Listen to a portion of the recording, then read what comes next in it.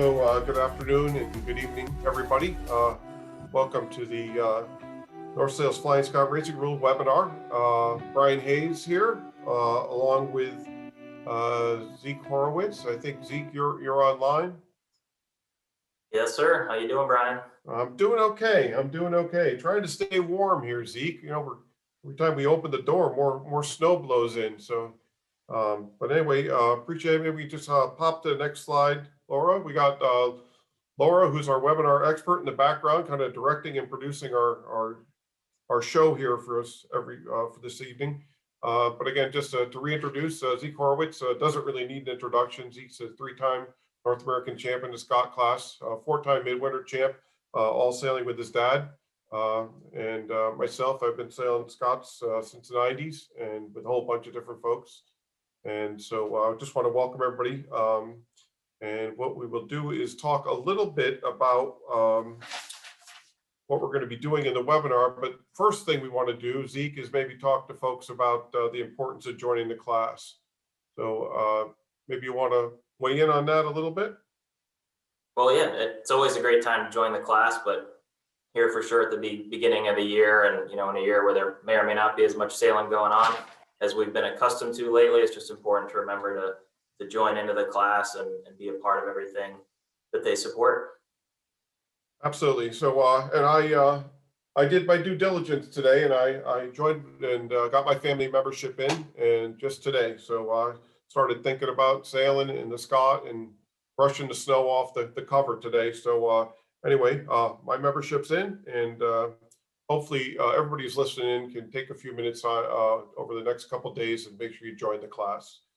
So Zeke, let's go to the next slide here and talk about what we're going to cover today. I know that there's a little bit of a backstory of how we got here in today's topic, and love to hear how we got where we are. So why don't you kind of talk a little bit about what we're going to go over today? Yeah, well, this whole idea kind of was born from our friend Phil out in New Jersey, who was keen to just get some brush up on the racing rules of sailing and really just try to focus on the basics. It's been a little while maybe for a lot of us since we've been on the water racing and in big fleets especially. And anyway, in the winter time when we're not racing a bunch, it's hard to stay sharp on the rules. So we thought this would be a really good and fun opportunity to kind of get together informally and chat through the rules. And as you said, Brian, it's not meant to be a racing rules 400 level class. This is rules 101, and we're going to try to go through some of the scenarios that we often see on the Flying Scott race course and just try to make sure that everybody can come to a similar understanding of what the rules are and when and where they apply, so that when we do get into these altercations, we can start having good, productive conversations about them and being able to move forward kind of productively. So we're going to try to keep it simple here today, keep it fun and light. We're going to go through some of the definitions as they are right out of the rule book. And I'll try to walk through on the whiteboard behind me here, sort of what we're looking for in those exact definitions. And once we're through that, we're going to go through some actual scenarios on the board. You can kind of bear with me as I play karate up here with the magnetic boards and try to draw out some scenarios for you. And at that time, we'll try to take questions from you guys. There's a lot of you here, but we'll try to answer whatever we can. And at the end, we'll share with you a couple of resources to some links that you can come back to and just stay sharp. That's perfect, Zeke. And like, one of the things that you and I both talked about is, sometimes, we read the rule book, but without really understanding the terminology and going through the definitions of what the rule book is trying to explain to us, I think it's pretty important to have a good understanding of what we're trying to do. So you came up with 6 pretty clear definitions that you pulled right out of the rule book that you think are going to be pretty applicable to our scenarios today. And so we have all 6 from here. What we're going to do, just to get things kind of kicked off, is I'm actually just going to read them off because Zeke can't see them as we're doing them. But these are definitions directly from the rule book. And we're just going to go to the next slide and talk about our first one, Zeke, and that's clear astern and clear ahead, and the definition of overlap. And if I'll just read this out, one boat is clear astern of another when her hull and equipment in normal position are behind a line, a beam from the aftermost point of the other boat's hull and equipment in normal position. The other boat is clear ahead. They overlap when neither is clear astern. However, they also overlap when a boat between them overlaps both. These terms always apply to boats on the same tack. They apply to boats on opposite tacks only when Rule 18 applies between them or when both boats are sailing more than 90 degrees from the true wind. So certainly a lot of words there, Zeke, but maybe you can kind of, maybe clear things up and try to simplify all those words on the whiteboard. So if we can switch over to a big shot Sure. of you. Yeah, so if you, hopefully you can all see the whiteboard here, and just for frame of reference, we've got this arrow at the top of the board that represents the wind. So for all of these examples, imagine the wind is blowing from the top of the board down. So these two boats that you can see here would be sort of on a beam reach on starboard tack here.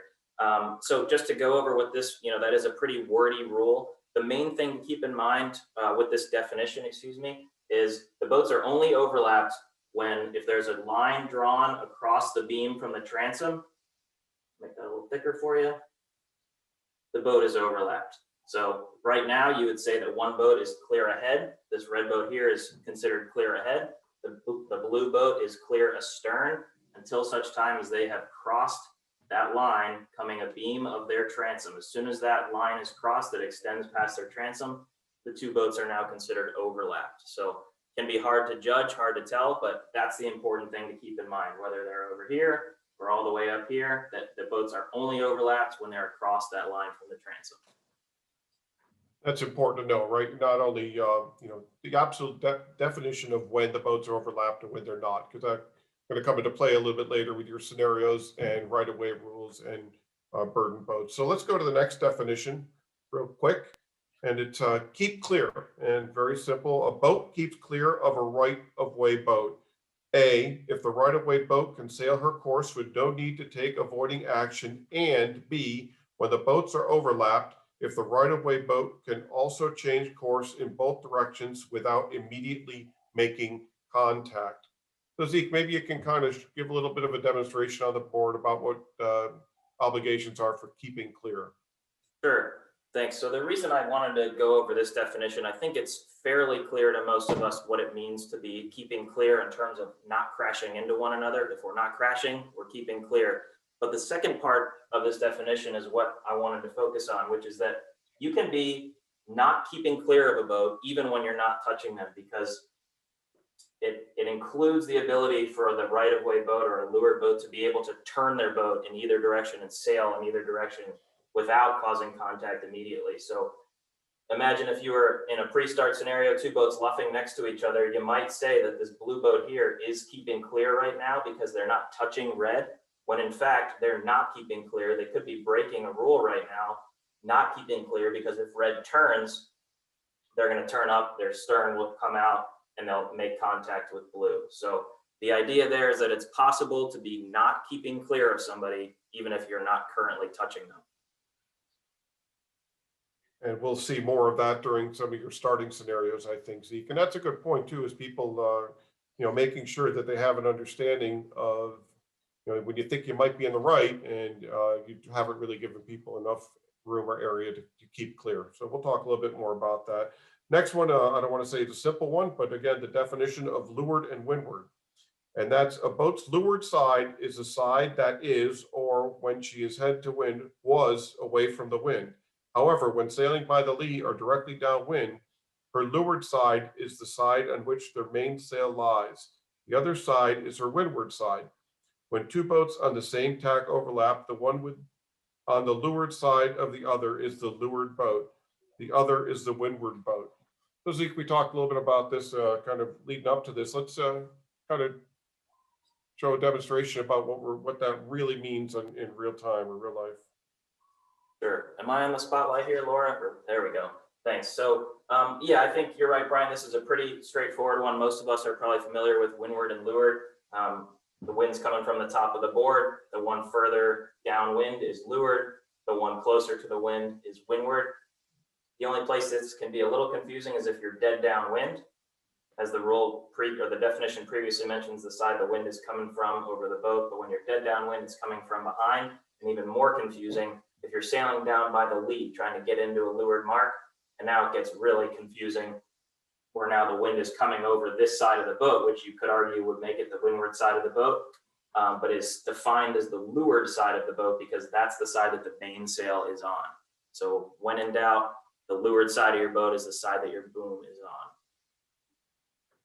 Excellent. And again, not to oversimplify it, but again, getting into the scenarios, these are important things to remember. They can get tricked up a little bit in sometimes, but again, remembering that whatever side your boom is on, that's the leeward side, no matter, go and sail by the lee or not. This is a pretty important one, and you're going to talk a lot about this in scenarios, but this is proper course and sometimes can be a little bit misinterpreted. So let's talk about that. Of course, a boat would choose to sail the course and finish as soon as possible in the absence of other boats referred to in the rule using the term. A boat has no proper course before her starting signal. So Zeke, you want to just give us a little bit of this one's pretty quick and we're more in the scenarios, but. Yeah, exactly. And there's a whole rule in the book that has to do with proper course and when it applies. And hopefully we'll have time to get into that. It's sort of an open water situation. But the thing that I want to just point attention to here is the phrase "in the absence of other boats." So just think of it. What's the fastest way for you to sail around the race course and finish in the absence of other boats? And that could include what you think the favored side is. If you see more wind on one side of the course, then that's the fastest way around. There's a current advantage potentially on one side of the course and you want to get to that side, that's the fastest way around the course. In the absence of things like that, proper course can be defined with the fastest way to the next mark. So if you're sailing a triangle course, and you're reaching down to the reach mark, pointing straight at the reach mark, that's the fastest way around the course because it's a line between 2 points. Same with downwind. If there is enough wind to sail dead downwind, then proper course would be right down at the mark. And if you're sailing upwind, we define it as sailing close hauled upwind is your proper course. Okay, and again, that's a definition that we're going to use a little bit more in your scenarios and understanding proper course. And I think the point you brought up about in absence of other boats is something that needs to be considered once we. So anyway, the next one is room. And we talk about room at the mark stuff. A room is defined as the space a boat needs in the existing condition, including space to comply with their obligations under the rules of Part 2 and Rule 31, while maneuvering promptly in a seaman-like way. You want to just cover a little bit about what you want to talk about with the room definition? Yeah, so the reason I put in room here is it's just the concept of not just where your boat is, but where your boat will be when you're doing seaman-like maneuvers. That's the room that your boat requires to sail in a seaman-like way. And, a lot of times we hear in protests or around the bar, we hear the phrase time and opportunity, and that's what people are referring to. There is no such thing as time and opportunity in the rule book. I think there was at some point, probably when Brian was racing Flying Scots and I was in the womb. But it did used to be a thing. Now we just want to be thinking about the idea of room. And just like we had these boats kind of next to each other before saying this boat's not really keeping clear, that's because this boat does not have room to turn their boat. So it's more than just the actual space that your boat is taking up. It's all the area around it that the boat's going to need to maneuver in a seaman-like way. Remember that the rudder's on the back of the boat, so every time the rudder moves, the stern is going to swing, and all of that is considered that room. So we're talking room to keep clear, room at the mark, talking about whether or not boats completed a tack in time. This is what we're talking about. It's room. Perfect. That's a good point too. And not just, people think about room at the mark and stuff. There's always different areas on the race course we need to consider about where we need to give people room. So, and the last definition we have that you want to bring up is zone. And zone is the area around a mark within a distance of 3 hull lengths of the boat nearer to it. A boat is in the zone when any part of her hull is in the zone. And we'll talk a lot again about this in the scenarios, but you wanted to throw that definition out, see? Yeah, and this is really simple. There's not much to this one, but the idea here is that there's a whole rule. Rule 18 is mark room, and it has to do with what happens in the zone. So think of the zone as a kind of its own area of the race course where its own rules will apply. And so that's just a phrase that we're going to use a bunch in this situation is when someone entered the zone or so-and-so wasn't in the zone or left the zone. The zone always refers to that 3 boat length circle right around the mark where its own rules will apply. And we'll talk a lot about that here in a couple of scenarios and the subjective nature of the zone and the area and stuff. So those are kind of the definitions you wanted to point out, and more specifically, the definitions you wanted to use tonight to explain some of these scenarios we're going to talk about, and how each of those definitions comes into play during all these scenarios. And so, certainly as you're reviewing this, maybe later on watching the video, you can always refer back to those definitions or pull out your rule book and kind of try to make sure that you're understanding the wording and the applications. So Zeke, we're now into the stage about the scenarios, and I think maybe you wanted to talk a little bit about the scenarios, and we're going to talk about three specific scenarios that we came up with that most of the people who have weighed in with asking for information have asked you about. One is starting line situations. The next one is mark room situations. And the final one, and hopefully we'll have time to touch on it a little bit because I know we have a lot to cover, is open water scenarios. So let's kind of slide into this. This is also a time, I think, Zeke, that we can mention that we're going to open up the chat room. And this is the, we'll be able to type in any questions, or so if you're looking for a clarification about some of the things that Zeke is demonstrating, or you're trying to get terminology kind of sorted out, feel free to type that into the chat room. It should be open here soon, and we'll do our best to kind of monitor that and address all the questions. There's a ton of different rule scenarios we could cover. These are the kind of the ones, again, that we mentioned that have been come to the forefront, and trying to make people feel comfortable around these situations. So we're just going to step to the next one, Zeke, if that's okay. The next slide.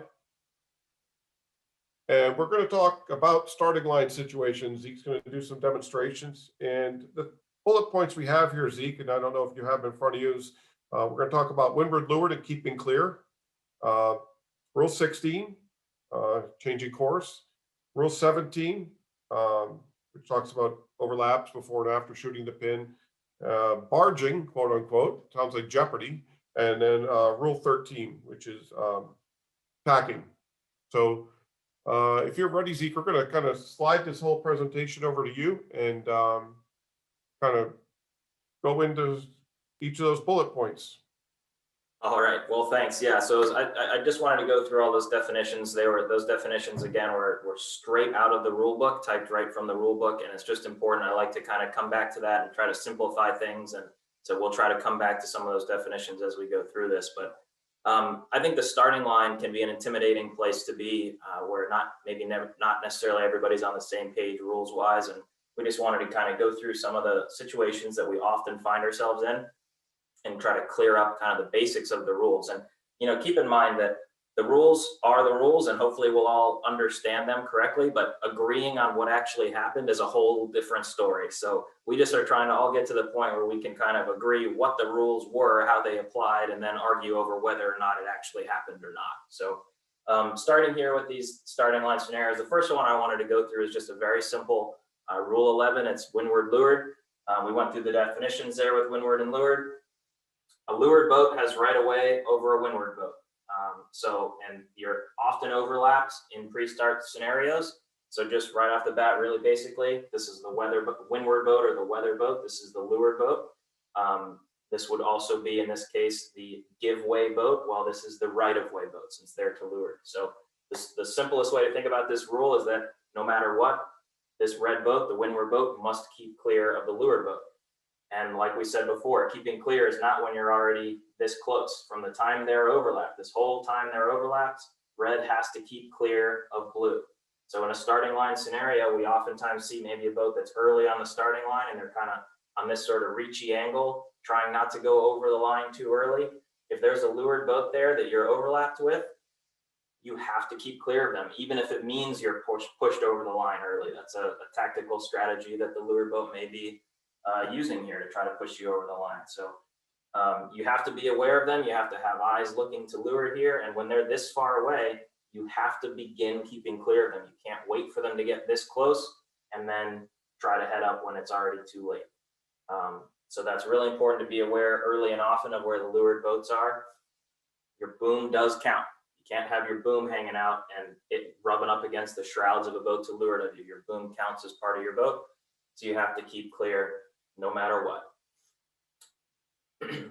So that's kind of the simple way to think about it. Now, there's obviously these boats may be sailing around, reaching back and forth, and another scenario that we run into all the time is going to include Rule 15, which is acquiring right of way.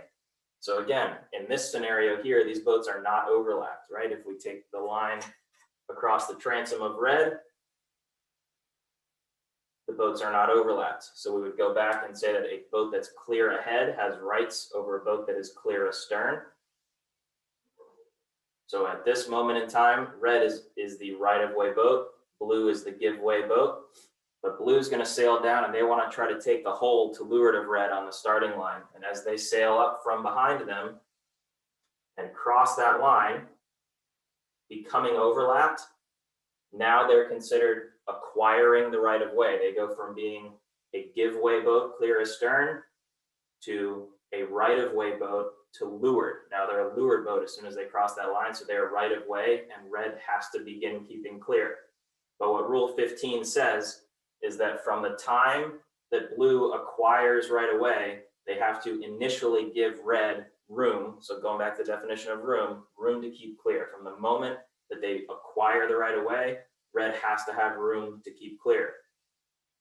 So if blue overlaps red so close to leeward of them that red now says, oh, there's the right of way boat, I need to keep clear, and they turn up to try to avoid and hit them, that would be a foul on blue because they did not give enough room to keep clear when they acquired the right of way. And that includes your boom being out. If red's allowed to have their boom out here on a reaching angle, sitting here luffing, they're not breaking any rules right now. They're clear ahead, they're the right of way boat. And if blue sails right into their main sheet there, that would be a foul on blue because they've not initially given room to keep clear to red as they acquired the right of way. So Zeke, real quick, two quick things. One is a question from Robert, which is a good question. Is the overlap the stern of the boat or the back of the rudder? It's the boat in normal sailing position, which does include the rudder. Okay, very good point of clarifying. Gets especially in starting line a couple inches. Next question I have for you is, for this particular scenario, does red have to anticipate that blue is going to get an overlap and to leeward? And by that I mean, the red boat's sitting there. Do they have to begin? Or begin taking evasive action before the overlap? Yeah, that's a really, really, really good question. And I've been arguing with some of my college sailing coaching friends this week about other rules. And they're always like, well, they shouldn't have put themselves in that situation. They should have known. And I say, show me that in the rule book, because it isn't there. There's nothing anywhere in the rule book that says you have to anticipate anything. And that's why rules like 15, acquiring right of way, exist. It's to protect red from having to assume that blue is going to come in there. So you have to take these snapshots. Right now, we have this line here. Red is clear ahead. They're a right of way boat. Blue is clear astern. They're a give way boat. Until such time as blue crosses that line and acquires right of way, now it switches, and blue is the right of way, but has to initially give red that room to keep clear, just initially. So no, they do not have to anticipate, but they do have to react right away. Right. The minute they become obligated to keep clear, they need to do everything that they can to keep clear, which could include pulling the main sheet in, pulling the boom in, which is going to help the bow pivot up, and pushing the tiller down. And I think the key points that you brought up there in that particular scenario is understanding how much room you have to give as the boat that's acquiring the rights. And remembering as that boat that when red puts their helm down and goes to head up, it's not just going to magic carpet ride up. The rudder's on the back of the boat, the stern is going to swing, and it's going to cause that contact. And blue has to give that room for red to turn up initially. Now, if blue sails into that overlap a boat length to leeward, same scenario, but they're way down here. Again, this moment, now red becomes the give way boat and has to begin keeping clear. And they have enough room to. This, you would say that's enough room that red can turn up and begin avoiding. And from this moment on, it's all on red. If the boats sail along for a little while and slowly get close together and then get so close that red cannot turn, now it's a foul on red because they've sailed for however long with blue as a right-of-way boat to leeward of them. without giving them a room and opportunity to keep clear. The other thing, real quick, room to keep clear. Sorry, and then so the other thing, Zeke, which I think you brought up, which is critically important to a boat with like a Flying Scot, is how it doesn't turn like a car, right? It pivots around its centerboard, and when you have the aft hung rudder and you push it over 90 degrees, it pivots almost like a teeter-totter, right? And so that transom does swing dramatically, and that's something that the boat that's acquiring the right of way has to take into consideration.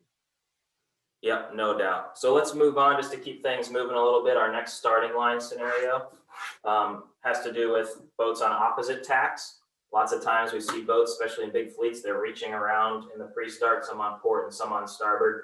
And I just want to go over, Rule 10 is the first rule in part 2, says starboard boats have right of way over port boats. So port in this situation is red, starboard is blue.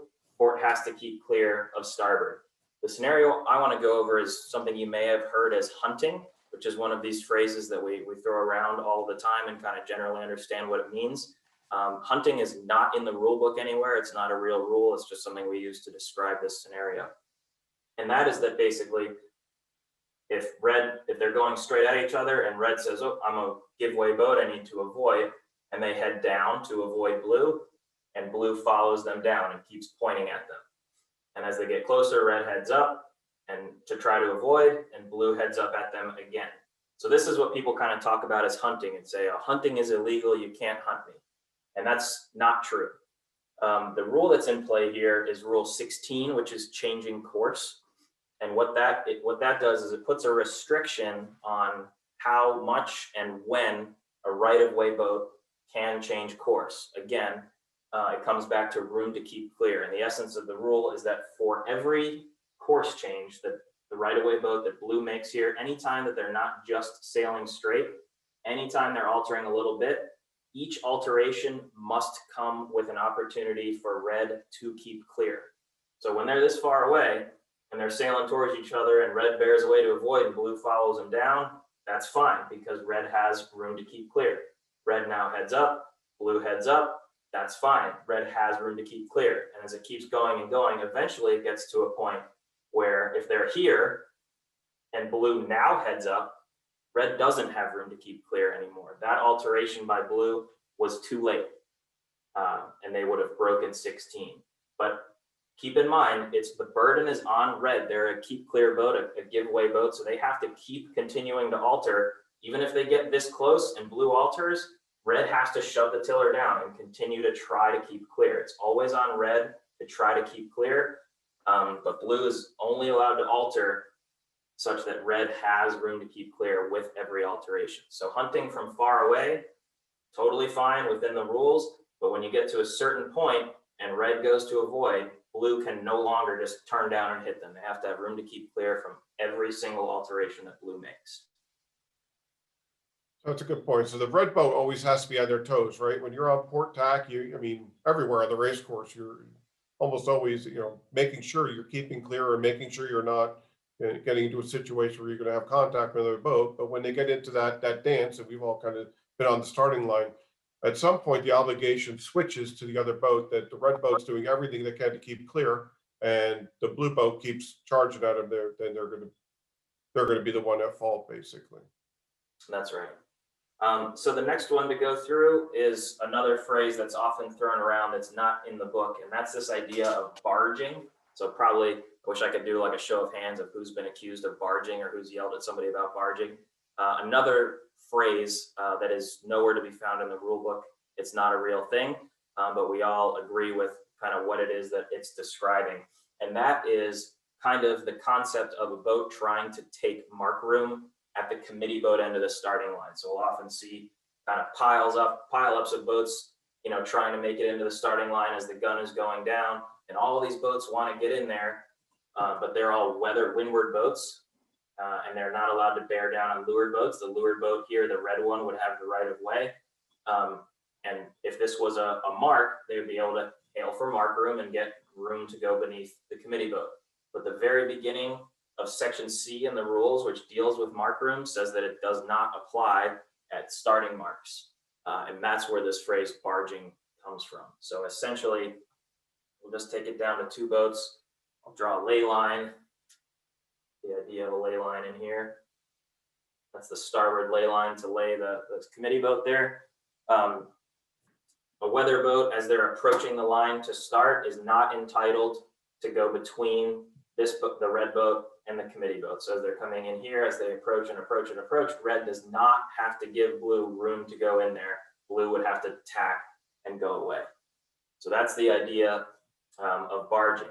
Now, if blue was sitting here luffing, overlapped with the committee boat, minding their own business, doing nothing, and all of a sudden red comes in from behind them or came in and tacked to leeward of them and said, you know, you're not allowed to barge, no barging, get out of there, but blue can't go anywhere because they would hit the committee boat, then blue is allowed to be in there. Red cannot force blue to hit the committee boat if they're already overlapped with it at the time that their overlap begins. Hopefully that was clear enough. So anytime you're approaching from far away, there is no obligation to give mark room at a committee boat. Blue has to tack and get out of there. But if blue is already there hanging out and red comes in, red is not allowed to force them into the committee boat at that time. I think that's pretty clear. I mean, obviously there's a lot going on and we see a lot of barging, right? A lot of people feel comfortable when I say barging. We see a lot of that committee boat end starts, and that happens a lot in even small fleets. And knowing what the rule is and making sure everybody in your fleet knows what the rule is can make it more reasonable kind of starting experience. But the interesting thing you talked about, Zeke, there is where that blue boat has a little bit of a hook on the committee boat.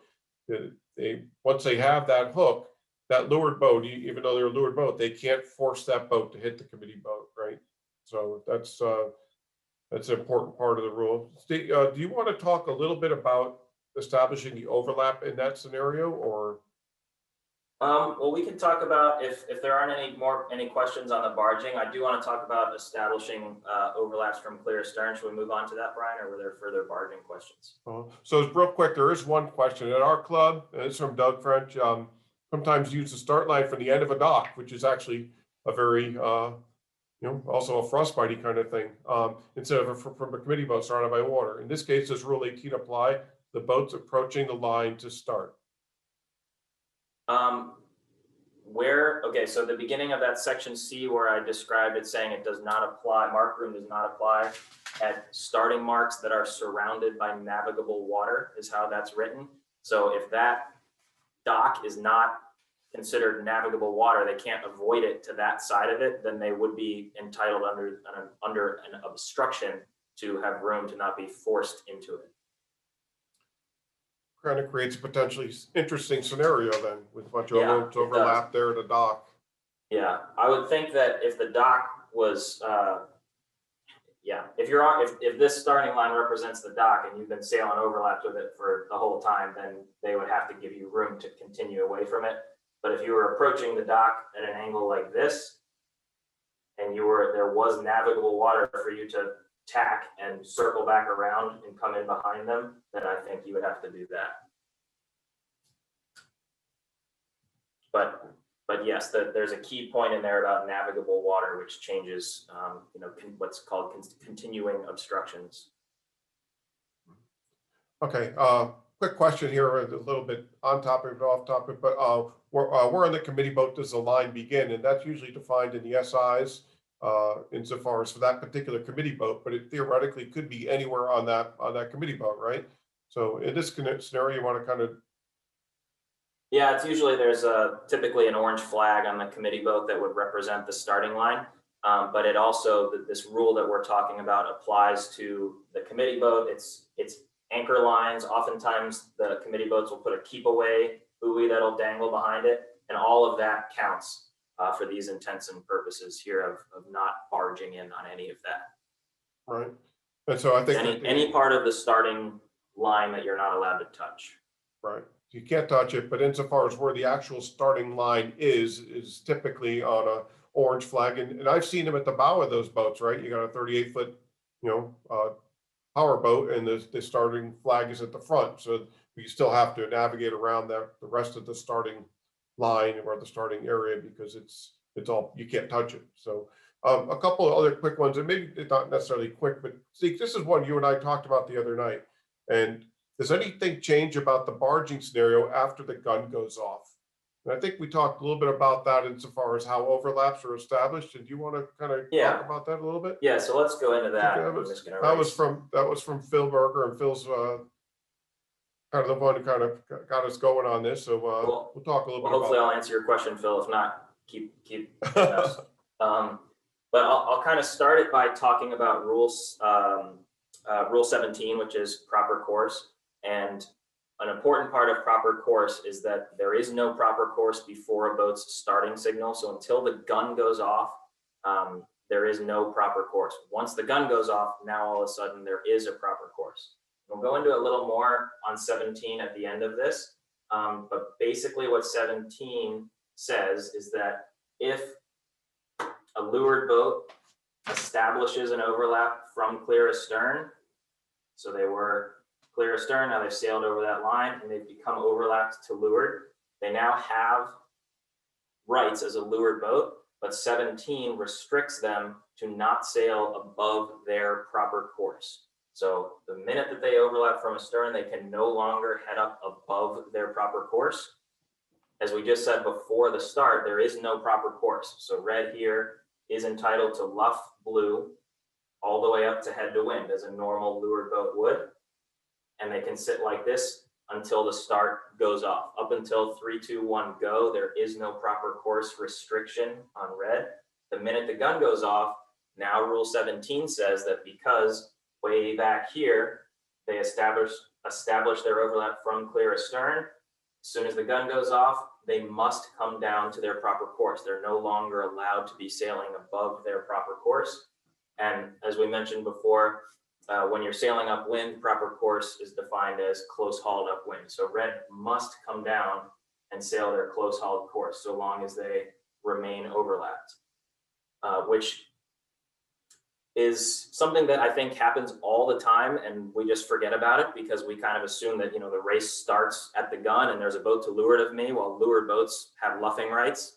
And that's true. Leeward boats are the right-of-way boat, but they often have proper course restrictions. So it's very important to remember how these overlaps are established from, that could have been there since 2 minutes to go before the start. And all of a sudden they could be sailing upwind and they could be racing upwind for 2.5 minutes and keep that overlap. And all of a sudden red decides that they want to pinch blue off and make them tack. If red starts pinching here, they've broken Rule 17 because they're not allowed to sail above their proper course.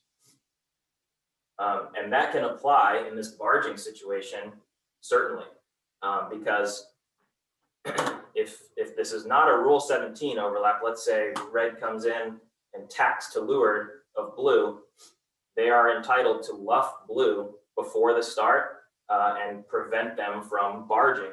And if the gun goes off right here, they can still prevent blue from barging because that overlap was established through a tack. However, if blue is kind of sitting here and red came in from clear astern, sails in from clear astern and do a leeward overlap, if it's before the gun, they're allowed to luff. But the second the gun goes off, red has to come down to close hauled. They're not allowed to sail above close hauled and force blue outside the boat again. So hopefully that answered Phil's question. Yeah, I think it does. I think the important parts there, if I can just summarize, Zeke, is it's a pretty important of how the overlap is established, right? Whether it's clipped from behind or whether it's from tacking, and how that and the luffing rights, for lack of a better description, it applied. I think the question might have been, and maybe you can clarify it, is there barging after the start? And I think you kind of touched on it, but if the overlap is established from behind, once the gun goes off, that leeward boat, that red boat, has to bear off to its proper course, which is close hauled, which may or may not allow that other boat to get in between the two boats, right? If they're up here while that's happening, well then, red could still force them outside because aiming at this corner of the committee boat could still be close hauled or lower than close hauled and be their proper course. So the rule about barging is anytime that boats are approaching the line to start, it doesn't reference if it's, at 30 seconds, 10 seconds, or 20 seconds after the start. If both boats are late, if they're approaching the line to start, all of these rules apply. The place where this can get a little bit confusing maybe is that it's a little different if this is happening at the pin. If the lure, where again, this is not a mark room scenario because it's a mark of the starting line, so there's no mark room, but the inside boat in this case is a right-of-way boat, generally speaking, if they're on starboard tack here at the pin, and they have the ability to luff. Even with the proper course restriction on, even if that happened, even if this overlap came in from clear astern and we just said they don't have luffing rights after the gun goes off, but if after the gun goes off, all it says is you have to sail your proper course, which when you're racing upwind, we say is close hauled. But the definition of proper course is the fastest way to sail the course in the absence of other boats. And if this red boat is here in the absence of blue, red's going to be pinching to make the pin because that's the fastest way to sail the course. So that's a little bit confusing, a little bit tricky. But I think the key here is that the only time a boat can be in between another racing boat to leeward of them and the committee boat is if they were already there when the overlap was established. Otherwise, if we're just sailing in here, there is no room to go between the committee boat and a boat to leeward of you. Great. So let me just give you a couple quick notes here. We just want to confirm for Tom Coben. He asked, did you say the external rudder is or is not a part of the hull for the purpose of establishing an overlap? And the rudder is part of the boat. It is part of the equipment. And so it is part of establishing an overlap. So if you head up and hit the rudder, you had an overlap and you've hit their boat, right? So the rudder is part of the establishing the overlap. Yeah. Just to clarify that, the rudder is part of the boat for overlaps. But if you're overlapped with somebody's rudder to leeward of it, but you hit their transom, it's not a leeward overlap in that case. That's a clear ahead, clear astern, right. And it comes down to room to keep clear, which is kind of down a rabbit hole that we're not going to go into. But a lot of people think if you're to leeward of somebody's rudder, you can be hitting their transom, that corner of their transom, and be a leeward boat, but that's not the case. If you hit somebody in the transom, it's a clear ahead, clear astern situation. Overtaking. Okay. Yeah. And we'll actually, Tom has another question about talking about the dynamic of a proper course could be heating up for speed downwind. And we'll touch on that a little bit in some of these other things. And John's asking what counts as being already there, which I assume is in quotes. And I'm assuming he's talking about at this committee boat barging scenario. I just mean that if the blue boat is overlapped with the committee boat, meaning they can't, if they wanted to right now, they couldn't head up and not hit the committee boat. They're already there. Those are my words. That means that the red boat then could not force them into hitting a committee boat that they couldn't otherwise avoid. So what I said already there just meant if blue is overlapped with the committee boat versus if they're not, now they're required to get out of it. Right. So if the action of the red boat in that scenario causes the blue boat to hit the committee boat, since they were already in position, then the red boat would be at fault. I hope that clears that up a little bit. Yeah. And there's one more situation I wanted to talk about in starting before we moved on or took some questions and then moved on to some other scenarios. The last starting one has to do with Rule 13, which is while tacking. And this one also gets broken all the time.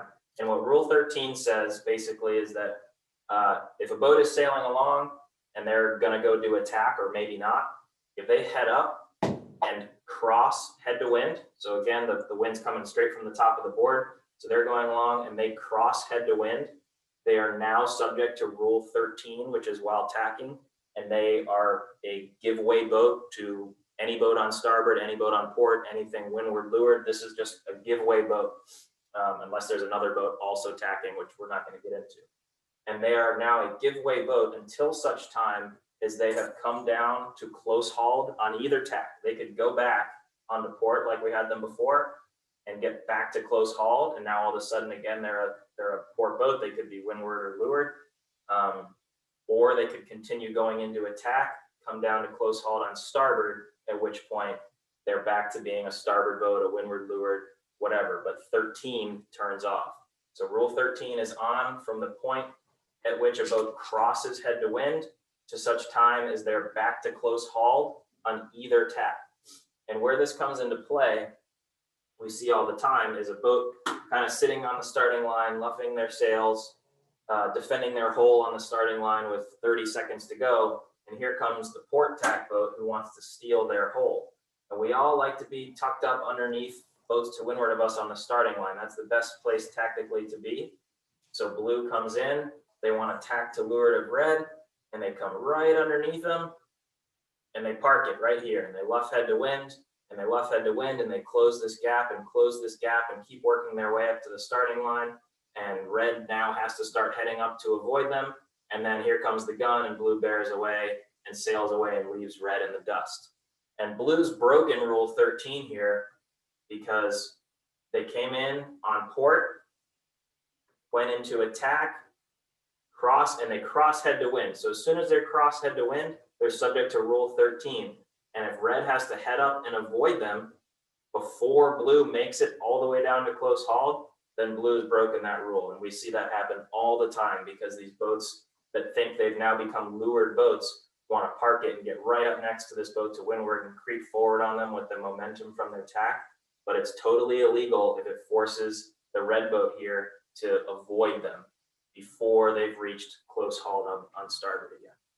So Zeke, if I could ask, I'm sorry, if I could ask you, so if you're the blue boat in that scenario, what would be a legal move? What would be a legal move to give you in a good position? How far away would you approach that boat to leeward, and what would you consider to be within the rules so that you still control that red boat?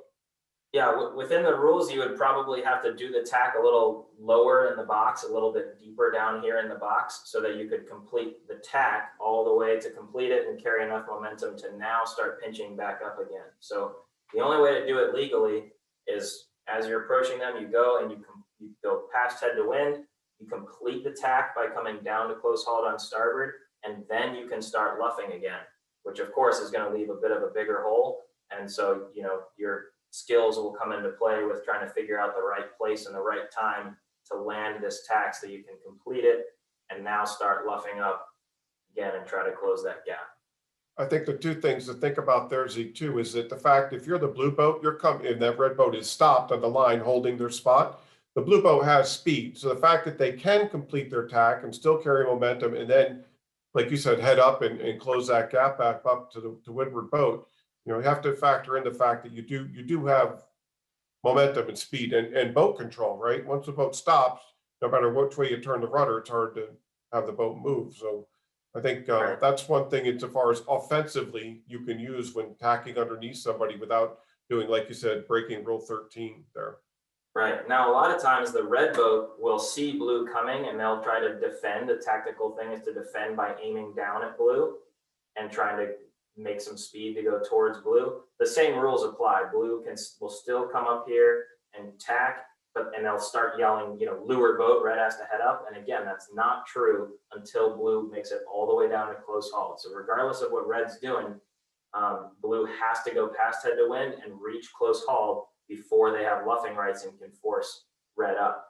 And blue needs to be aware if red is bearing down and trying to close that gap, then red's speed is going to be increasing and blue is going to have to start altering to avoid them earlier because they're a port boat. And that's Tim from New Hampshire just said, what if the red cuts blue off by heading down by actually crossing blue's bow? I mean, that's obviously if you get across that bow, but that's kind of the defense position, right? To aim at them and make them make that move sooner. It would come back to, if red is legally heading down by way of rule 16, that kind of hunting thing that we talked about before. But in terms of rule 13 while tacking, just make sure that anytime you're tacking, you need to complete the tack before you go back to having other rights. If you're subject to rule 13, you could be in trouble. And that's all I wanted to go over in the starting stuff. Unless there's more questions you have on your list, Brian, I would move on to some. I think you covered a lot of the stuff that's in chat, but Zeke, it's just a lot of information and it's a lot to cover. I don't want folks to get too confused or intimidated by it. But again, going back to the definitions and using those 4 or 5 bullet points of what you went over and maybe Again, all this stuff's going to be on our YouTube channel. You can always go back and review. And if something doesn't come quite clear to these starting things, we can always, shoot Zeke or myself an email, and we'll do our best we can to clear things up. So Zeke, we're gonna slide to mark room, and this is another thing where we're spending a lot of time about where boats encounter other boats, right? And where the rules come into play. And with mark room, we're going to talk a little bit about the weather mark, boats being overlapped on starboard, boats being overlapped on the port lay line, room to tack, which we talked a little bit about before, and tacking in the 3 boat length zone. And at the leeward mark, we're also going to talk about starboard versus port, the line from the transom, and establishing when the first boat reaches the zone and doesn't change and let's leave the tack, and including room to jive. So again, lots to cover here. And I know we kind of went over this the other day, but let's dive into mark room and the weather mark. And again, the chat room's open. So if something doesn't quite make sense or we're not doing a good job of clarifying it, please just send us a note. Okay, sounds good, Brian. So I've done my best arts and crafts here. It's not quite a perfect circle, I guess, but you can see I've started by drawing this circle with 3 boat lengths. And this circle is the zone that we've talked about, that we defined at the very beginning. This is what's known as the zone. We've got a windward mark here, and the 3 boat lengths around it are considered the zone. So there's quite a long section in the rules. It's rule 18 that deals with mark room. And we're just going to go over some of the basics here for the weather mark, and then we'll do the leeward mark afterwards. So essentially, rule 18 says that an outside boat has to give an inside boat room to round the mark. Again, there's that room, the word room in there. So if we are entering on a starboard ley line, I should draw the ley line. Bear with me. It's a perfectly straight ley line to go with my perfectly circular zone. If these boats are entering the zone overlapped, they're going on starboard tack around the windward mark. The outside boat, blue, has to give the inside boat, red, room to round the mark. Pretty straightforward, pretty basic. The important thing here is that overlap is decided when the first boat reaches the zone. So if red is to leeward and ahead, and blue is to windward and behind, you'll see here blue is not in the zone. The zone's over here, blue is not in it, but red has entered the zone. So from the second that red enters the zone, overlapped with blue, red is now owed mark room, blue owes mark room to red for the rest of the rounding, unless red sails outside the zone or passes head to wind within the zone, which we'll get to some of that a little bit later. So pretty straightforward. That's how that works. Red is allowed to luff to make the mark because that's their proper course. So regardless of if this overlap was established from clear astern or not, red is allowed to luff up to at least luff no further than head to wind to go around that mark. That should be pretty straightforward. I don't think there's too much to cover on that. So we'll move on to if we're coming in on the port tack ley line. So same situation, 2 boats entering on the port ley line coming into the weather mark, sailing along, boom, blue enters the zone. So as soon as she enters the zone, she is overlapped with red inside of her. So red is entitled mark room because she's inside blue and where they have to both round this mark to port, even though that includes a tack. So there's nothing over here, which always is the case, right? There's never a parade of starboard boats. Blue does have to dip down and give red enough room to complete their tack and go around the mark. Mark room does apply there. So blue can't luff them, even if they have luffing rights. Once they're in the zone, blue has to come down and let red go around. Where it gets exciting is when there are starboard tack boats piling up here on the ley line. So red does have room on blue here, but both blue and red over here are not entitled just based on starboard port here because these guys have to tack and these guys are fetching the mark on starboard. Since they're fetching, they do not owe mark room to these 2. They're not considered overlapped with boats on opposite tacks. So both red and blue here have to give way to this red and blue to go, to go around the mark. They're not allowed to tack up inside there with mark room, and red doesn't get to push this blue into these boats just because they have mark room. And we're going to get into a situation with room to tack a little bit later, which has to do with obstructions and applies here.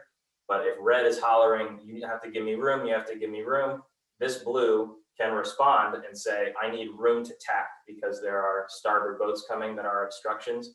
Even if that means red gets pushed into the mark or pushed back and away from the mark and blue can get in, that's what has to happen, because the top priority here is that red and blue stay clear of the starboard boats that are going around the mark.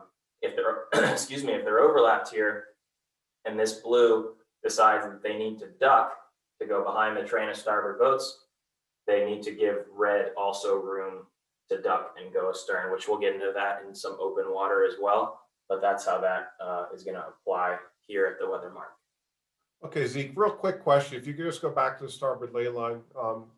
Keith's asking, the weather boat is just above the starboard ley line, and they entered the zone first, and there's a leeward boat overlapped with them. And the question is, it says downwind, but I'm assuming they mean the leeward boat lose the right of way. But since the weather boat is entering that zone first and there's an overlap, does a blue boat still have to give red boat room? If no, in this case, so we take the snapshot at the point in time when the first boat enters the zone. So the first boat's entering the zone is blue, and when they enter the zone, they have a boat overlapped with them to leeward. They owe them mark room for the rest of the rounding, no matter what. If red was clear astern when the first of them reaches the zone, which is blue, now red owes blue mark room for the rest of the rounding. But if they enter the zone and there's a boat overlap to leeward, from that point on, it doesn't matter that red's not in it yet. From this point on, blue owes mark room to red because they're the first boat that reaches the zone with the boat overlapped inside them. Even if they sail over the top of them and break that overlap and can go around the mark easily without fouling red, they still technically owe mark room to red. So if that's a situation that happens, they enter, blue breaks the overlap later and sails ahead, and then maybe blue slows down or luffs up to avoid something and red gets overlapped again, red still has mark room because they had mark room from the very, very beginning when blue first entered the zone. The only way that this mark room scenario can change is if one of the boats either tacks or leaves the zone. Otherwise, that holds for the rest of the rounding. Gotcha. So the next question I have, which is who determines, and I know this gets tricky, which boat determines when they enter the zone? And usually someone will say, I need room, you're not in the zone, you're in the zone. It's very subjective, right? So I'm just wondering, what do you kind of use insofar as a baseline to making that call? I think generally the one that's going to call it is whichever boat is like ahead. In this case, if it's close, blue is going to be saying, no room or whatever. So it's usually the boat that's closer to the mark is the one that starts calling it. But this is an argument, and hopefully this is the only argument is, we're in 3 boat lengths. No, we're not. Yes, we are. No, we're not. Yes, we are. And that's just going to happen no matter what, because we don't have little lights that go off when we enter the zone. So it's difficult to know where you are. And I think it just takes a lot of, time and experience of racing to figure out how far 3 boat lengths really is. I mean, you can do someone, probably not me, could do the math on what a Flying Scot times 3 is in feet and try to guesstimate how many feet you are away. I know some people like to count how many seconds it takes to get to the mark from where you are. Of course, all that can change with how much wind there is and what point of sail you're on and everything. But, generally if boats are near overlap, maybe they're overlap, maybe they're not, and they're getting within probably 10 boat lengths of the mark, that conversation starts happening. Yeah, and communicating with your competitors, right? I mean, everything doesn't have to be a conflict, making sure it's clear. I think that may, determining that zone is always going to be a challenge. I think it's good to have it 3 boat lengths. It used to be 2 boat lengths. Because again, it gives it a little more time to people to kind of queue up and get into a spot. If we go back to the port tack ley line, and I know you're going to cover this a little bit with multiple boat overlaps, but the question is, in absence of some, other starboard tackers, let's say there's 3 or 4 boats piled up on that port tack lay line, all, overlap with each other. So about it, like that. And the question is, that blue boat, how much, who does he have to give room to? Who's the obligation? Who's got rights there? So back in the definition of overlap that we read at the very beginning, it says that boats can also be overlapped with, you might have to go back and read the actual definition for me, Brian, but basically you're overlapped with any boat that is also overlapped with that boat. So in other words, all of these boats are considered overlapped. So even though right now these boats, that dark blue and light blue, are not considered overlapped, when these 2 boats are put back in the equation, red is now overlapped with light blue, yellow is now overlapped with red, and dark blue is overlapped with yellow. Therefore, dark blue is overlapped with light blue, and light blue has to give all of these boats mark room. Outside the pinwheel, as we like to call it. We'll talk a little Outside bit the more about pinwheel. that downwind a little bit, because that comes into play a lot. This port tack approach, I mean, I think it come into play in certain areas where everybody has to go left or stuff like that. But it's, the idea of you're overlapped with one, everybody that they're overlapped with, you're overlapped with as well. So pretty important. So David, Tim, I hope that answers that question. And then David, I hope we kind of answered the question about the zone. It is subjective and it is tricky. And I think communicating with your fellow competitors makes sense. So Yeah. The last weather mark one I wanted to cover, and then we can take a couple more questions and then move to the leeward mark. But the last windward mark situation has to do with tacking inside the zone.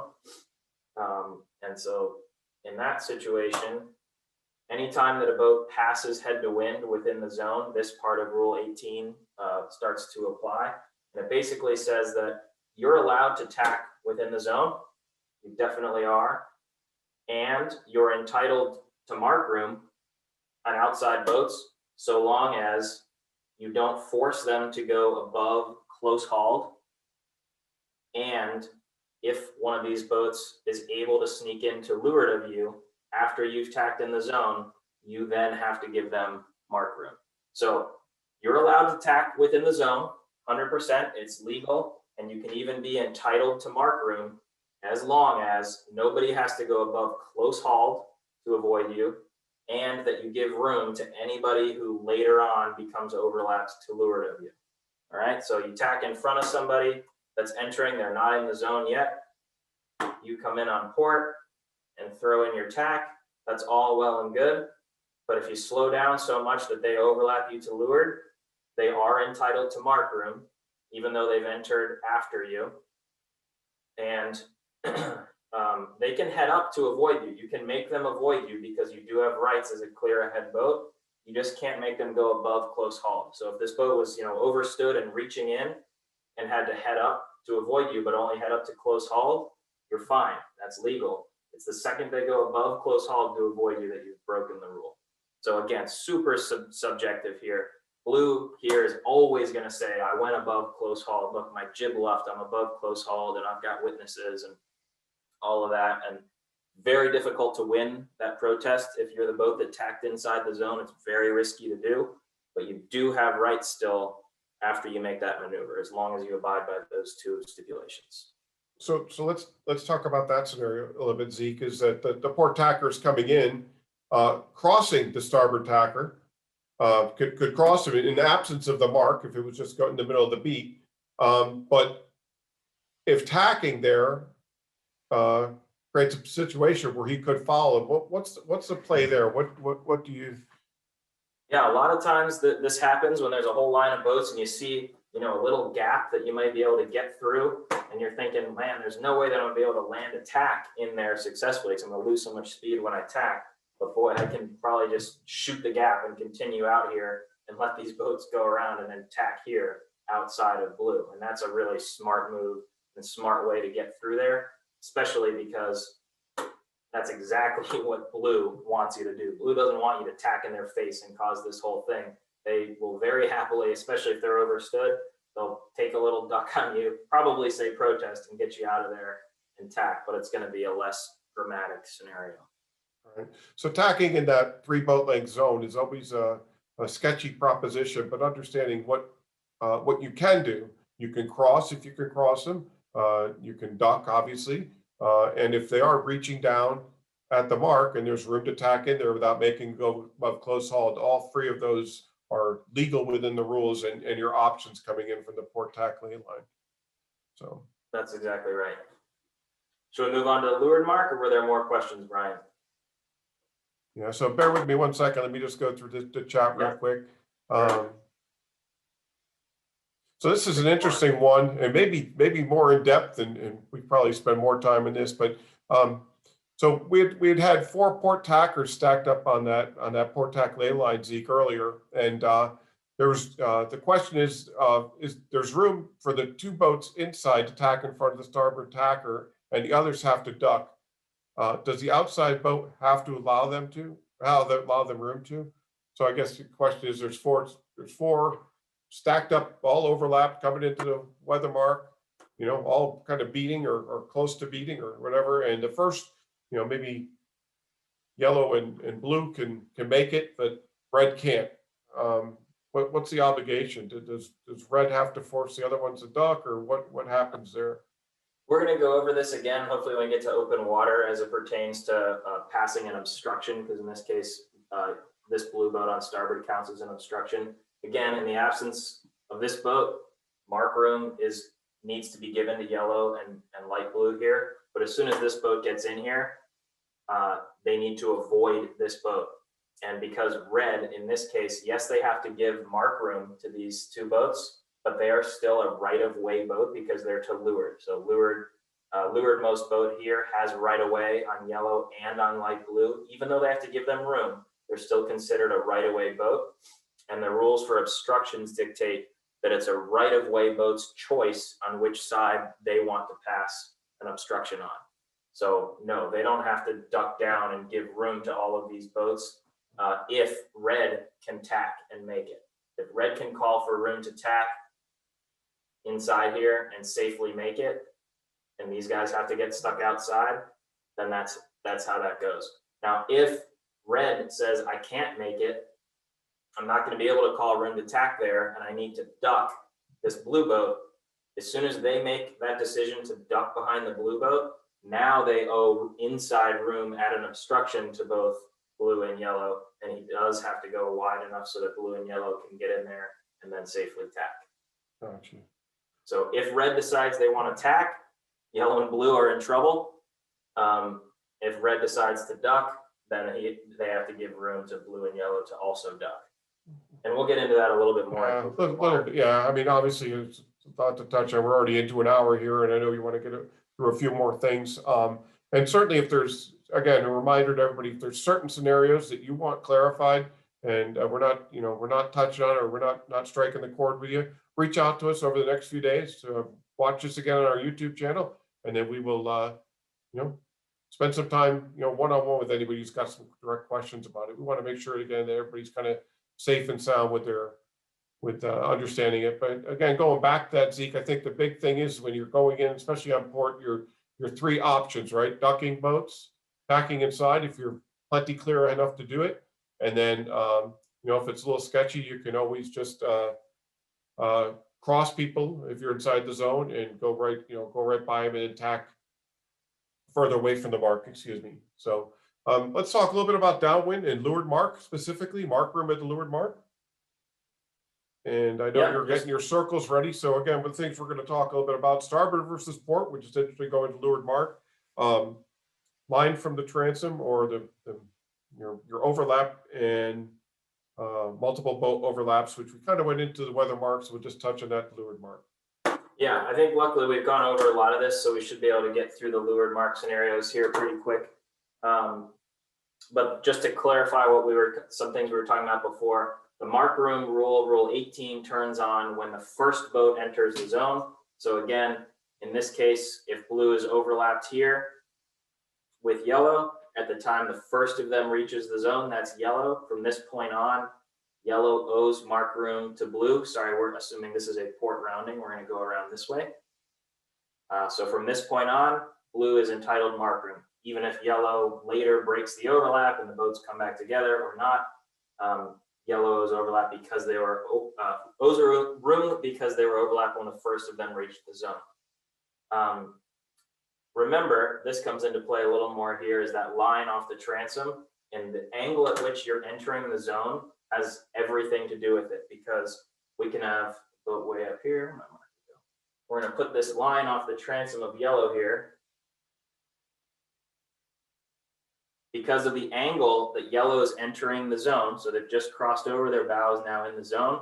So anybody that's overlapped with them from this point on, between them and the mark, is entitled mark room, which includes blue and includes red and purple, and everybody that's all the way up the leg right now is technically overlapped inside of yellow, and therefore yellow owes them mark room. So even though blue is way far away here, they're entitled mark room. And if yellow's dragging their spinnaker in the water or going really slow, or blue somehow found a puff of wind and can actually get in there in time, then yellow does have to give mark room to them. So it doesn't matter how far away they are, it all has to do with the angles. If yellow was really kind of slick and bore down a little bit right as they entered, at that very moment that they entered,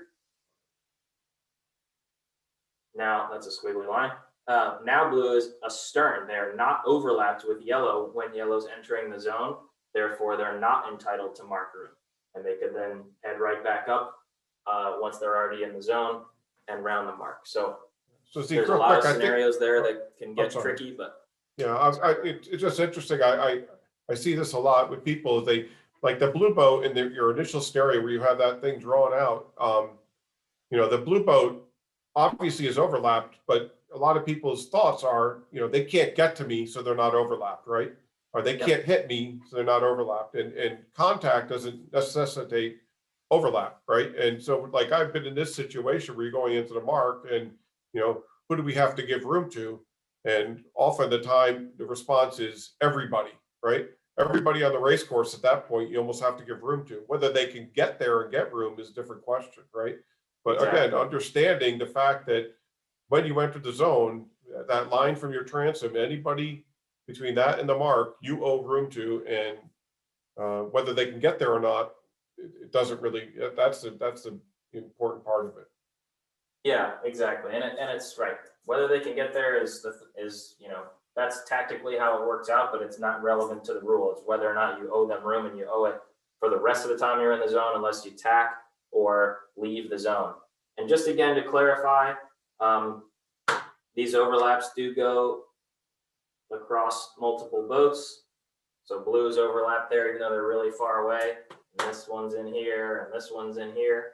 Even though red is nowhere near that line off of yellow's transom, because red is overlapped with dark blue is overlapped with light blue, and light blue is overlapped with yellow.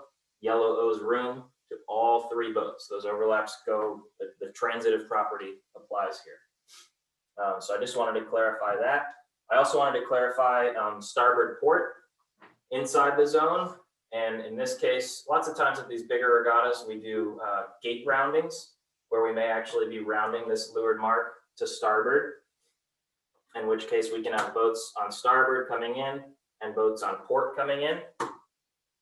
And the overlap rule about overlap, or the definition of overlap rather, says that when boats are sailing more than 90 degrees from the wind, so sailing downwind, boats on opposite tacks can be considered overlapped. So here in this case, we're coming into a rounding to go around this way, leave the mark to starboard. The first boat enters the zone, that's yellow. They're on port jibe. Here comes a right-of-way boat on starboard. But the starboard boat owes mark room to yellow because yellow is inside overlapped when they entered the zone. So as they get closer and closer, even though blue here is on starboard, they're not allowed to head at port or at yellow and force them away. They have to bear down. They may even have to jibe to give yellow room to go around the mark. All right, so starboard port still certainly applies. You would say that light blue here is still a right-of-way boat, but they have to give mark room to yellow. And that mark room does, by the way, include room, again, the definition of room, for yellow to successfully jibe their boom. Their boom can swing over, and blue has to give enough room that the boom's not going to crash into their shrouds or their hull or anywhere else. I think that that's a great reminder for folks, especially just starting out, getting involved with racing and stuff like that, where the first rule they learn, right, is starboard has right over port. And this is kind of one of those unique scenarios where the port boat kind of takes over rights from that starboard boat, right? Because they're in that zone and they have to give them room to maneuver and seaman like rounding around that mark, which includes, as you mentioned before, especially with the flying Scott boom, how long it is. That thing comes swinging across and it creates a big gap to leeward that you need to kind of make sure that you're not going to follow that boat. So yeah. And the last thing to cover here is just kind of what is mark room and when has it been given. And that just basically clears up the idea of, now again, we're going to round the mark this way, leaving it to port. Yellow's inside, blue's giving them mark room. Yellow's not allowed to just sail way over here and go wherever the heck they want to. Mark room is rounding the mark. It's a very wordy definition of taking mark room, but essentially it's rounding it in a seaman-like way. It's rounding with a racing rounding. You don't have to, wear the mark and round it like that. You can do a racing rounding, but you're not allowed to just sail wherever you want because you're entitled to mark room. You're allowed to sail to the mark while you're at it and round it in a seaman-like way, essentially.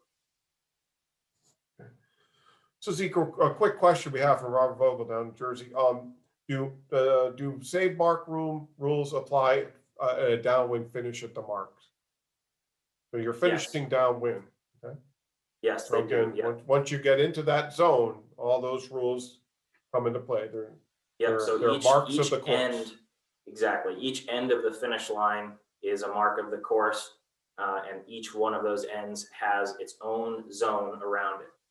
Same goes, we had an email question earlier, but same goes for a windward mark with an offset mark. Those are two marks of the course, and each of them has their own zone around it.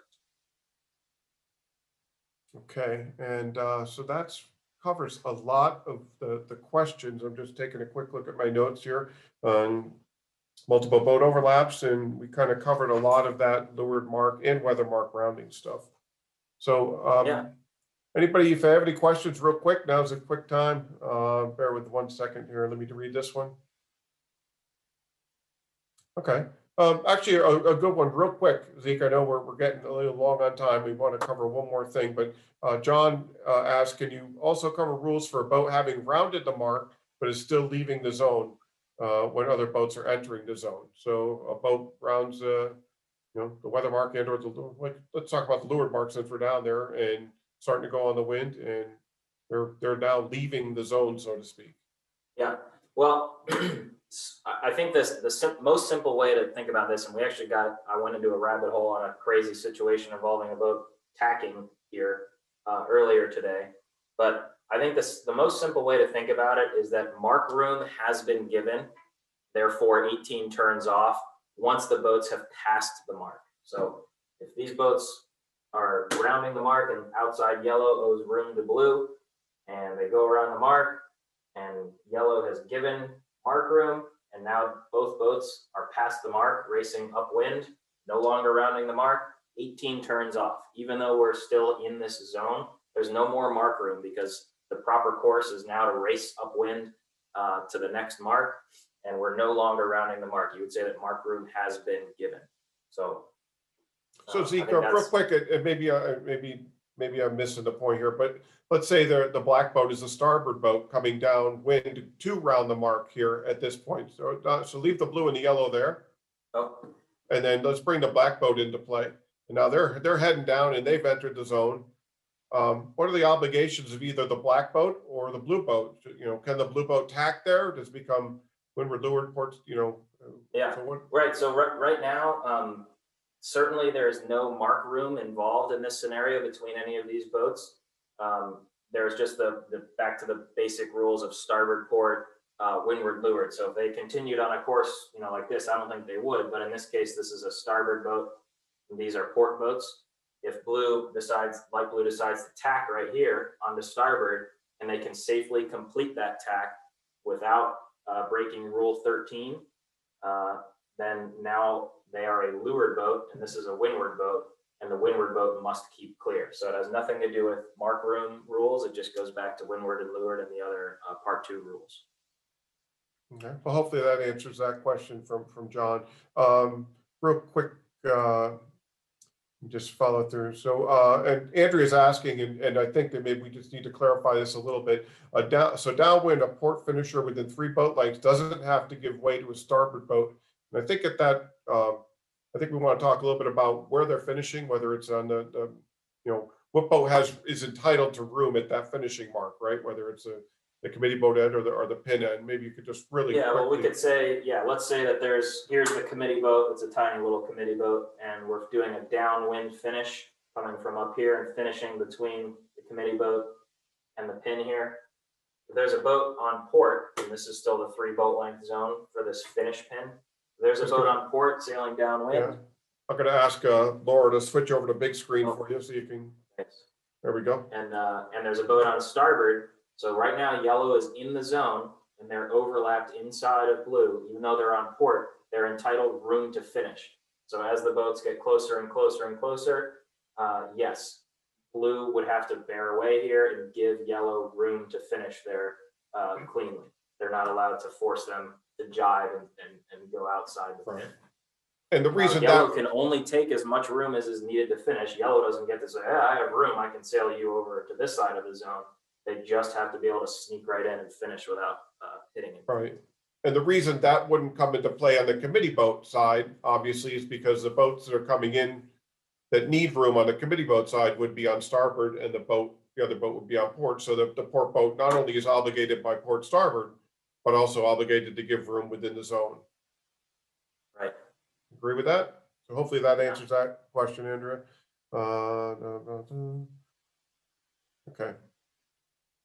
Perfect. All right, let's slide along, because again, we don't want to spend more than an hour and 30 minutes of your time this evening. And so, Zeke, if you want to, and Laura, we can kind of switch to the next slide, and we're going to talk a little bit about open water. And this, again, we wanted to touch on basically points during the race where boats interact with each other. So starts, so certainly boats are interacting. Marks, we often find times boats are interacting, and then there's certainly times in the open water, port starboard and stuff like that. So there's kind of 5 quick bullet points we're going to talk about with open water scenarios: room to tack, room to, but specifically tacking too close, and then 17 and 16, Zeke. So you want to go over those kind of more important, those 3 bullet points? Yeah, thanks, Brian. And I'm going to try to blast through them here pretty quick. I might not cover all those because I know you guys are all probably ready for dinner or dessert or bedtime, but real quick, an obstruction rule. An obstruction is something that 2 overlap boats both have to avoid. So in open water, if there's a starboard boat sailing upwind and here's 2 port boats approaching the starboard boat, both of these port boats have to give way to a starboard boat. They both are give-way boats. This is a right-of-way boat. And in this situation, we get into a room to tack situation. There's a whole rule about room to tack. It's my favorite one in the book because it's the most specific rule in the book. And so we're going to go through that real quick. And what that says basically is that in a normal situation, red is not just sailing along with no obstruction. Red cannot just tack and go into blue or ask for room to tack and just tack because they want to. But when there is an obstruction, a right-of-way boat between the 2 here, a right-of-way boat gets to choose which side of the obstruction they want to pass.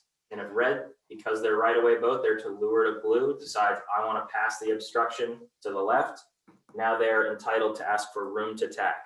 And that procedure, again, very specific, works like this. As they approach, red here hails to the blue boat. They hail the words room to tack. You must actually say the words room to tack. You can't say, hey, there's a starboard tacker here, or hey, I got a tack. You have to say the words room to tack, at which point blue is now obligated to do one of two very specific things. The first one is tack right away to get out of the way. The second is say the words you tack. Again, those words are written in the rule book. You must say you tack. And one of those things has to happen for blue to abide by that rule.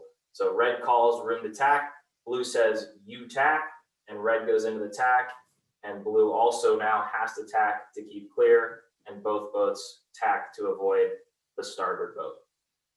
All right, so look that one up. It's rule 20. It's, again, very, very specific, and it drives me wild when I hear people say, you know, I need to tack here. Hey, there's a starboard tacker. You have to follow this rule very, very clearly. The only other thing that blue here could do is they're allowed to pass on the hail. So if it's their intention to tack just to clear this boat, then they can pass on the room to tack call to another boat. And they don't actually have to even be overlapped. The only stipulation is that they are on a close hauled course sailing upwind. So you can't call this in the starting area when you're reaching around. You have to be sailing upwind in order for this rule to apply. Now, if red decides that they want to duck yellow, they want to go continue over to the right side of the course, they're not going to call for room to tack. They're just going to start ducking. And if blue is overlapped, blue is now allowed to call for room to duck because they're an inside boat at an obstruction, and red does have to give them enough room to duck. So it's very important. It's red's decision. Red is the right-of-way boat. They get to choose if they want to call room to tack or duck. If they call room to tack, that very specific thing has to happen. If they call room to duck, they have to give room to blue. Sorry, if they choose to duck, they have to give room to blue. So real quick one from Perry. He's asking if red calls for room to tack and then ducks.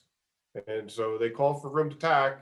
So blue does the right thing and tacks immediately, and then red ducks. Yep, foul on red.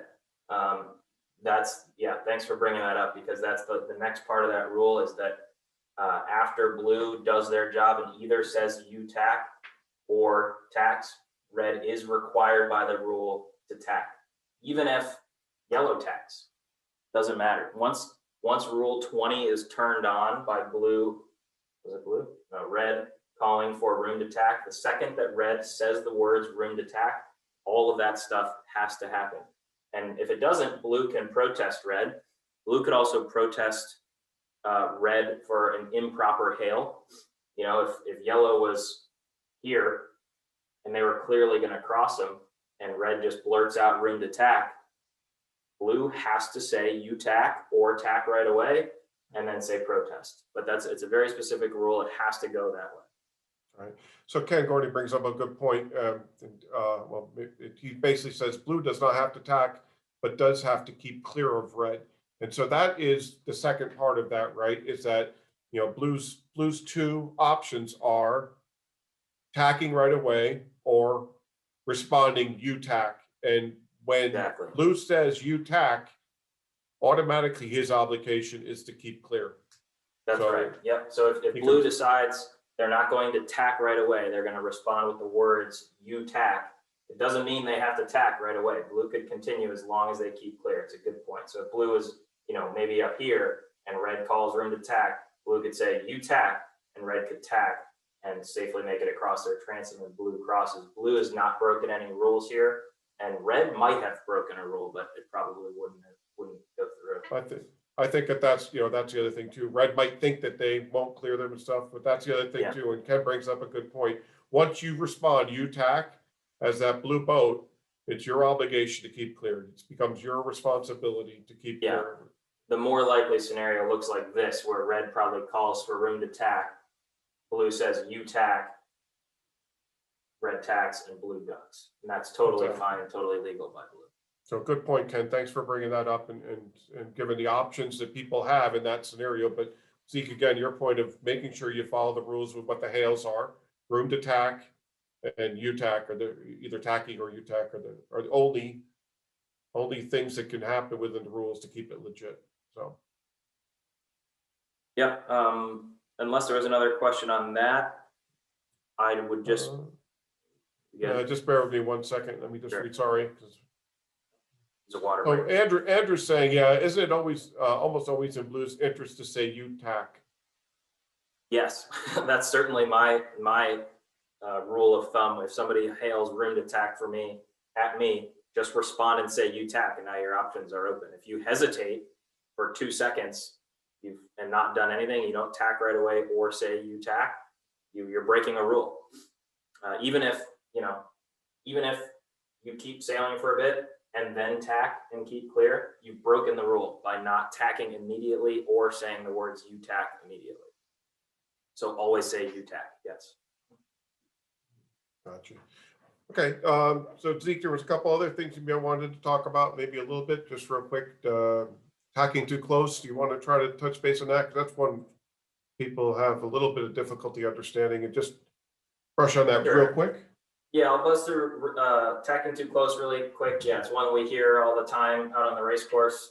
There is nothing in there that says, that says tacking too close. But the concept here is port boat is sailing along up to a starboard boat, and they go and try to tack to either doing a tight lee bow or maybe tacking even right in front of them. And blue always gets upset and says, tacking too close, that's a foul. The thing to keep in mind here is currently red is on port, they're a giveaway boat.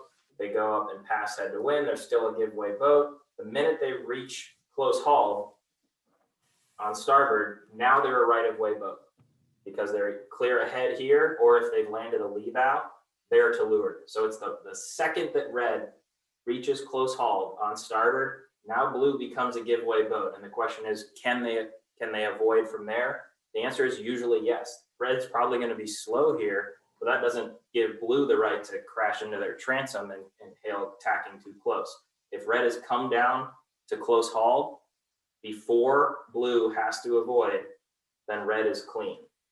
If red comes at blue and waits a little bit too long and starts to go into the tack, and they only get to here, just past head to wind, and now blue has to start avoiding before red comes down, well, now that's a foul on red. That's tacking too close.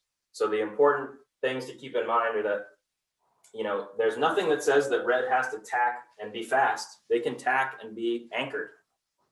As long as they come down to close haul and complete that tack, and blue has room to keep clear from that moment, then red is clean. It's only if blue has to avoid before red is on close haul. Yeah, you mentioned the other day about, it doesn't have to be a good tack. It just has to be on that starboard tack. So completing your tack, and then, the jib could pop out, the main could run out, and that's still, once you establish that right of way position, the boat theoretically could almost stop, and the other boat would have to keep clear.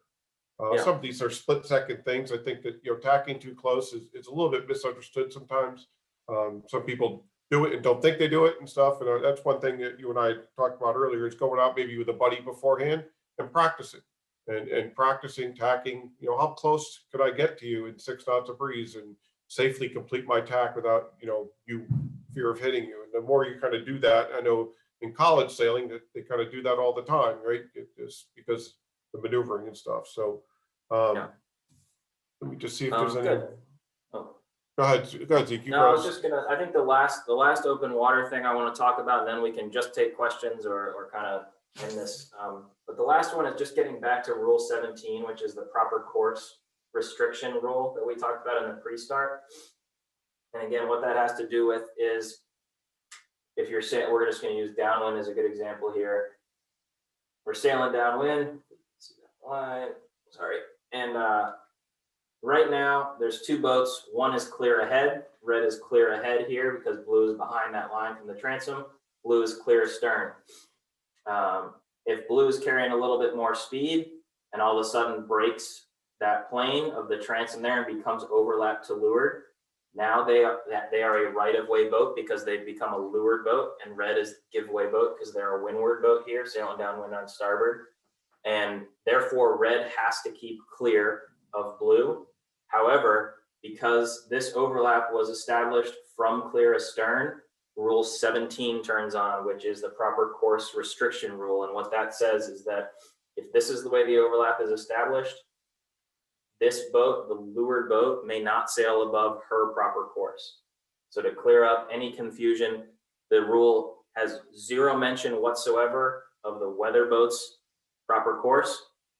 It's the leeward boat's proper course that's at play here. And the rule restricts the leeward boat from sailing above their proper course. It also has no mention of forcing the red boat to sail above their proper course. All it says is cannot sail above her proper course. One thing to keep in mind, Rule 17 here is only at play if this overlap is also established within 2 boat lengths. So imagine a little 2 boat length circle around the red boat. That might be a little bit too big. But Rule 17 is only applicable if that overlap is established from clear astern and within 2 boat lengths of red. So if blue's sailing way over here and sails into that overlap and then sails up towards red, they have to be going really fast. That's Jeff and Amy Linton probably. They do have luffing rights on red. Rule 17 does not apply. It's only if it's within that 2 boat lengths. Now, if red decides they want to get some room to sail away from blue here, and red heads up and wants to sail over this way, but they stay overlapped here, there's plenty of room between them. If blue heads up and sails back towards red, blue is breaking a rule. It has nothing to do with if red has to avoid them or not. Blue breaks the rule by sailing above their proper course. The only way they're allowed to sail above their proper course is if they immediately go astern of red. So if they want to jump up to the weather side, they are allowed to do a quick turn up and go astern. Otherwise, if red wants to sail up and away from blue, blue is not allowed to follow them. They have to sail no higher than their own proper course. And there was a question earlier, I think, about, are you allowed to heat up in lighter air to sail a hotter angle away from the mark? And I would say, what's the definition of proper course, which is, in the absence of other boats, it's the fastest way around the course. So if you're going to say that if you were by yourself, there was no other boats on the race course, and you'd be sailing at this angle because you want to reach and carry more speed to get down to the leeward mark, then that's your proper course, and you're allowed to sail that high. If there's less current over on that side of the course or more wind, you can sail that way if that's the fastest way around the course in the absence of other boats. But if there's nothing like that out there, generally, and there's enough wind to sail down to the mark, usually the mark is considered your proper course. I think that's the other important thing about that, Zeke, too, is proper course is in absence of other boats, right? And so, like you were mentioning before, that blue boat can't go up and start sailing up into that boat because that, maybe they could say that that's what their fast growth, but reality is that's they establish the overlap from leeward. It's unlikely that they want to turn 40 degrees back up there to sneak up. So, anything else you want to cover a little bit? There's just a couple of things that we have. I think that pretty much went over the open water ones that I wanted to talk about here. So I think we're pretty much at the end of my list. Yeah, I mean, it's just a ton of information, obviously, and hopefully, again, the idea is getting this up on our YouTube channel over the next couple of weeks. We do want to just go into one next page here, Laura, and that's the resources, which is on the final slide. There's Zeke again. There we go. So Zeke, you kind of pulled up these resources, and Phil had asked, a little bit earlier about the new rules, right? The 21-24 rules and what's pertinent to what's going on with the racing rules. And you and I kind of talked about it, and the stuff that's happening, interacting with boats really hasn't changed much, right? Yeah, right. I mean, I think as far as the part 2 rules, which are when boats meet, I don't think there's many significant changes. There's some changes to the wordings and things like that, but in terms of how the rules apply between the boats, it's all pretty much the same. The biggest thing that I took away that will apply to us is it used to be that a boat crossed the finish line or finishes when her equipment in normal sailing position crosses the line. So if your spinnaker is out in front of your boat on a downwind finish, it's when your spinnaker crossed. They got rid of that, and now it's just your hull. So whenever your hull crosses the finish line, is when you finish, and that's kind of the biggest change. But I was trying to brush up on my rules a little bit, getting ready for this, and I just found some pretty cool resources here. There's that study version has some changes, that are very clear for the new rules, and Dave Perry and Dave Dellenbaugh are the Daves, and they've got a lot of really great stuff on YouTube. It's a little more complicated, hopefully, than what we did tonight, but it's really great material. And there's all kinds of great resources out there for these winter months to stay sharp on the rules. So again, guys, just to circle it back, we just wanted to touch on a few things, basically boats interacting, trying to get you guys thinking about, the upcoming season. It's still, 2 feet of snow on the ground here, which I could definitely do without. Someone asked real quick, Zeke, about my background picture, and I'm proud to say that's That's Zeke up to weather, and it's what, 6133? That's your other boat, right? Or 138, yeah. 38, and that's us in 5761, and I picked that because I think that's the only race I've ever beat Zeke in. So that was in Sandusky at the NAs, which was windy and wild and woolly as I remember it. So, but a lot of fun we had there. So thanks for mentioning the picture. Again, anything that comes up, questions about tuning, getting your boat ready for the spring. Obviously, Flying Scott Inc. is a great resource for getting new parts and getting the boat ready to roll. And insofar as, you know, any questions about tuning and getting set up for your sales and stuff, we'd love to hear from you. Planning for a big year. I did have a quick chat with Cedar Point Yacht Club today, and regatta, one of the regatta committee chairs. And as of today, it's still on the schedule to have the next here in Connecticut. And so, knock on wood, things start getting a whole lot better insofar as moving about and having some fun. And maybe in July we'll all be able to, you know, not meet on Zoom and meet on land and on the water. But Zeke, anything else you want to kind of add into this? No, I mean, just thanks Phil for kind of inspiring the idea of that whole gang out in New Jersey. This was a really fun project to work on, and Laura, our production professional here behind the scenes, did a really nice job tonight. So I want to thank Laura. We made her work really hard tonight, so she did a great job. And thanks to everybody for being here. We appreciate spending an evening with you. Yeah, Laura's a rock star. She's been doing almost all the webinars for our group. And so if anybody has ideas about what they want to do, I think Zeke and I would like to put on another webinar here in the next month or two, maybe right before the season starts. If you have things you'd like to see us talk about, send us an email, and we'll hopefully put something together in maybe end of March as you guys start getting ready for the season. So again, thanks to everybody, Laura behind the scenes, Zeke in front of the whiteboard, and for myself, we appreciate all several hundred of you joining us tonight. Stay safe, and hopefully we'll see you on the water really, really soon.